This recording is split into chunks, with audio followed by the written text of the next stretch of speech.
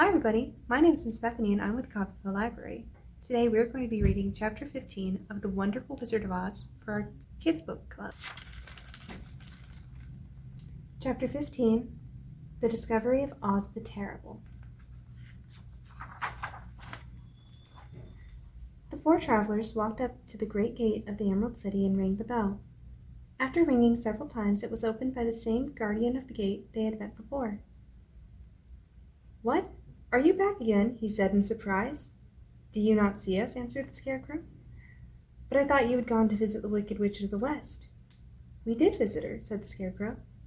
"And she let you go again?" asked the man in wonder. "She could not help it, for she is melted," explained the Scarecrow. "Melted? Well, that is good news indeed," said the man. "Who melted her?" "It was Dorothy," said the Lion gravely. "Good gracious!" exclaimed the man, and he bowed very low indeed before her. Then he led them into his little room and locked the spectacles from the great box in all their eyes, just as he had done before. Afterward they passed on through the gate into the Emerald City, and when the people heard from the guardian at the gate that they had melted the Wicked Witch of the West, they all gathered around the travelers and followed them in a great crowd to the Palace of Oz. The soldier with the green whiskers was still on guard before the door, but he let them in at once, and they were again met by the beautiful green girl, who showed each of them to their old rooms at once, so they might rest until the great Oz was ready to receive them. The soldier had the news carried straight to Oz that Dorothy and the other travelers had come back again after destroying the Wicked Witch. But Oz made no reply. They thought the Great Wizard would send for them at once, but he did not. They had no word from him the next day, nor the next, nor the next. The waiting was tiresome and wearing, and at last they grew vexed that Oz should treat them in so poor a fashion, after sending them to undergo hardships and slavery. So the Scarecrow at last asked the green girl to take another message to Oz, saying if he did not let them in to see him at once, they would call the winged monkeys to help them, and find out whether he kept his promises or not. When the wizard was given the message, he was so frightened that he sent word for them to come to the throne room at 4 minutes after 9 o'clock the next morning. He had once met the winged monkeys in the land of the West, and he did not wish to meet them again. The four travelers passed a sleepless night, each thinking of the gift Oz had promised to bestow upon him. Dorothy fell asleep only once, and then she dreamed she was in Kansas, where Aunt Em was telling her how glad she was to have her little girl at home again. Promptly at 9 o'clock the next morning, the green-whiskered soldier came to them, and 4 minutes later they all went into the throne room of the great Oz. Of course, each one of them expected to see the wizard in the shape he had taken before, and all were greatly surprised when they looked about and saw no one at all in the room. They kept close to the door and closer to one another, for the stillness of the empty room was more dreadful than any of the forms they had seen Oz take. Presently they heard a voice, seeming to come from somewhere near the top of the great dome, and it said solemnly, "I am Oz, the great and terrible. Why do you seek me?" They looked again in every part of the room, and then seeing no one, Dorothy asked, "Where are you?" "I am everywhere," answered the voice, "but to the eyes of common mortals I am invisible. I will now seat myself upon my throne, that you may converse with me." Indeed, the voice seemed just then to come straight from the throne itself, so they walked toward it and stood in a row while Dorothy said, "We have come to claim our promise, O Oz." "What promise?" asked Oz. "You promised to send me back to Kansas when the Wicked Witch was destroyed," said the girl. "And you promised to give me brains," said the Scarecrow. "And you promised to give me a heart," said the Tin Woodman. "And you promised to give me courage," said the Cowardly Lion. "Is the Wicked Witch really destroyed?" asked the voice, and Dorothy thought it trembled a little. "Yes," she answered. "I melted her with a bucket of water." "Dear me," said the voice. "How sudden! Well, come to me tomorrow, for I must have time to think it over." "You've had plenty of time already," said the Tin Woodman angrily. "We shan't wait a day longer," said the Scarecrow. "You must keep your promises to us," exclaimed Dorothy. The Lion thought it might be as well to frighten the wizard, so he gave a large, loud roar, which was so fierce and dreadful that Toto jumped away from him in alarm and tripped over the screen that stood in the corner. As it fell with a crash, they looked that way, and the next moment all of them were filled with wonder, for they saw, standing in just the spot the screen had hidden, a little old man with a bald head and a wrinkled face, who seemed to be as much surprised as they were. The Tin Woodman, raising his axe, rushed toward the little man and cried out, "Who are you?" "I am Oz, the Great and Terrible," said the little man in a trembling voice. "But don't strike me, please don't, and I'll do anything you want me to." Our friends looked at him in surprise and dismay. "I thought Oz was a great head," said Dorothy. "And I thought Oz was a lovely lady," said the Scarecrow. "And I thought Oz was a terrible beast," said the Tin Woodman. "And I thought Oz was a ball of fire," exclaimed the Lion. "No, you were all wrong," said the little man meekly. "I have been making believe." "Making believe!" cried Dorothy. "Are you not a great wizard?" "Hush, my dear," he said. "Don't speak so loud, or you will be overheard, and I should be ruined. I'm supposed to be a great wizard." "And aren't you?" she asked. "Not a bit of it, my dear. I'm just a common man." "You're more than that," said the Scarecrow in a grieved tone. "You're a humbug." "Exactly so," declared the little man, rubbing his hands together as if it pleased him. "I am a humbug."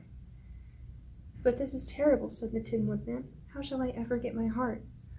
"Where I my courage?" asked the Lion. "Where I my brains?" wailed the Scarecrow, wiping the tears from his eyes with his coat sleeve. "My dear friend," said Oz, "I pray you not to speak of these little things. Think of me and the terrible trouble I'm in at being found out." "Doesn't anyone else know you're a humbug?" asked Dorothy. "No one knows it but you four and myself," replied Oz. "I have fooled everyone so long that I thought I should never be found out. It was a great mistake my ever letting you into the throne room. Usually I will not see even my subjects, and so they believe I am something terrible." "But I don't understand," said Dorothy in bewilderment. "How was it that you appeared to me as a great head?" "That was one of my tricks," answered Oz. "Step this way, please, and I will tell you all about it." He led the way to a small chamber in the rear of the throne room, and they all followed him. He pointed to one corner in which lay the great head, made out of many thickness of paper, and with a carefully painted face.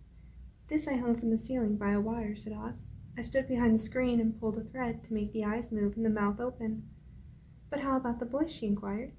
"Oh, I am a ventriloquist," said the little man, "and I can throw the sound of my voice wherever I wish, so that you thought it was coming out of the head. Here are these other things I used to deceive you." He showed the Scarecrow the dress and the mask he had worn when he seemed to be the lovely lady, and the Tin Woodman saw that his terrible beast was nothing but a lot of skins sewn together with slats to keep their sides out. As for the ball of fire, the false wizard had hung that also from the ceiling. It was really a ball of cotton, but when oil was poured upon it, the ball burned fiercely. "Really," said the Scarecrow, "you ought to be ashamed of yourself for being such a humbug." I certainly am," answered the little man sorrowfully, "but it was the only thing I could do. Sit down, please. There are plenty of chairs, and I will tell you my story." So they sat down and listened while he told the following tale. "I was born in Omaha." "Why, that isn't very far from Kansas," cried Dorothy. "No, but it's farther from here," he said, shaking his head at her sadly. "When I grew up I became a ventriloquist, and at that I was very well trained by a great master. I can imitate any kind of bird or beast."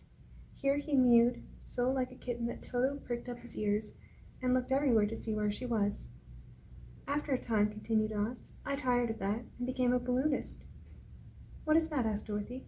"A man who goes up in a balloon on circus days so as to draw a crowd of people together and get them to pay to see the circus," he explained. "Oh," she said, "I know. Well, one day I went up in a balloon, and the ropes got twisted so that it couldn't come down again. It went way up above the clouds, so far that a current of air struck it and carried it many, many miles away. For a day and a night I traveled through the air, and on the morning of the second day I awoke and found the balloon floating over a strange and beautiful country. It came down gradually, and I was not hurt a bit, but I found myself in the midst of strange people, who, seeing me come from the clouds, thought I was a great wizard. Of course I let them think so, because they were afraid of me and promised to do anything I wished them to. Just to amuse myself and keep the good people busy, I ordered them to build the city and my palace, and they did it all willingly and well. Then I thought, as the country was so green and beautiful, I would call it the Emerald City. And to make the name fit better, I put green spectacles on all the people so that everything they saw was green." "But isn't everything here green?" asked Dorothy. "No more than in any other city," replied Oz. "But when you wear green spectacles, why, of course everything you see looks green to you."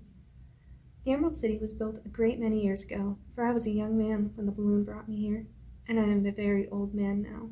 But my people have worn green glasses on their eyes so long that most of them think it really is an Emerald City, and it certainly is a beautiful place, abounding in jewels and precious metals, and every good thing that is needed to make one happy. I have been good to the people, and they like me, but ever since the palace was built, I have shut myself up and would not see any of them. One of my greatest fears was the witches, for while I had no magical powers at all, I soon found out that the witches were really able to do wonderful things. There were 4 of them in this country, and they ruled the people who lived in the north and south and east and west. Fortunately, the witches of the north and south were good, and I knew they would do me no harm. But the witches of the east and west were terribly wicked, and had they not thought I was more powerful than they themselves, they would surely have destroyed me. As it was, I lived in deadly fear of them for many years, so you can imagine how pleased I was when I heard your house had fallen on the Wicked Witch of the East. When you came to me, I was willing to promise anything if you would only do away with the other witch. But now that you have melted her, I am ashamed to say that I cannot keep my promises. I think you are a very bad man, said Dorothy. Oh no, my dear. I'm really a very good man, but I'm a very bad wizard, I must admit.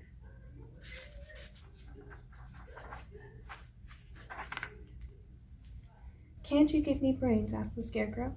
You don't need them. You are learning something every day. A baby has brains, but it doesn't know much. Experience is the only thing that brings knowledge, and the longer you are on Earth, the more experience you are sure to get. That may all be true, said the Scarecrow, but I shall be very unhappy unless you give me brains. The false wizard looked at him carefully. Well, he said with a sigh, I'm not much of a magician, as I said, but if you will come to me tomorrow morning, I will stuff your head with brains. I cannot tell you how to use them, however. You must find that out for yourself. Oh, thank you, cried the Scarecrow. I'll find a way to use them, never fear. But how about my courage? Said the Lion anxiously. You have plenty of courage, I am sure, answered the Oz. All you need is confidence in yourself. There is no living thing that is not afraid when it faces danger. True courage is in facing danger when you are afraid, and that kind of courage you have in plenty. Perhaps I have, but I'm scared just the same, said the Lion. I shall really be very unhappy unless you give me the sort of courage that makes one forget he is afraid. Very well. I will give you that sort of courage tomorrow, replied Oz. How about my heart? Asked the Tin Woodman. Why, as for that, answered Oz, I think you are wrong to want a heart. It makes most people unhappy. If you only knew it, you are in luck not to have a heart. That must be a matter of opinion, said the Tin Woodman. For my part, I will bear all the unhappiness without a murmur if you will give me the heart. Very well, answered Oz meekly. Come to me tomorrow, and you shall have a heart. I have played wizard for so many years that I may as well continue the part a little longer. And now, said Dorothy, how am I to get back to Kansas? We shall have to think about that, replied the little man. Give me 2 or 3 days to consider the matter, and I'll try to find a way to carry you over the desert. In the meantime, you shall all be treated as my guests, and while you live in the palace, my people will wait upon you and obey your slightest wish. There is only one thing I ask in return for my help, such as it is. You must keep my secret and tell no one I am a humbug. They agreed to say nothing of what they had learned, and went back to their rooms in high spirits. Even Dorothy had hoped that the great and terrible humbug, as she called him, would find a way to send her back to Kansas, and if he did that, she was willing to forgive him everything.